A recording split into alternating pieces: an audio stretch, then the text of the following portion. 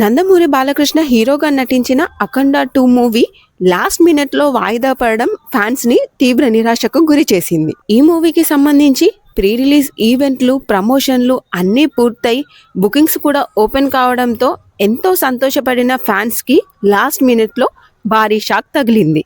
December 4 రాత్రి ఈ మూవీకి సంబంధించిన ప్రీమియర్ షోస్ వేయాల్సి ఉండగా కొన్ని టెక్నికల్ ప్రాబ్లమ్స్ వల్ల ప్రీమియర్ షోస్ రద్దు చేస్తున్నట్టు మూవీ టీం ప్రకటించింది. ఈ ప్రకటన విడుదల చేసిన కాసేపటికే మూవీ కూడా వాయిదా పడినట్టు అఫీషియల్ గా ప్రకటించింది.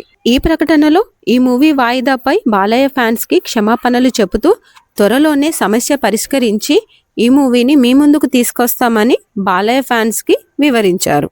ఈ మూవీ విడుదల కోసం ఎంతగానో ఎదురు చూసి తీరా థియేటర్లకు చేరుకున్నాక మూవీ వాయిదా పడిందనడంతో బాలయ్య ఫ్యాన్స్ నిర్మాణ సంస్థపై తీవ్రమైన విమర్శలు చేస్తున్నారు. ఇక ఈ మూవీ యొక్క సమస్య ఎప్పుడు తీరుతుందో, ఈ మూవీ మన ముందుకు ఎప్పుడు వస్తుందో వేచి చూడాలి.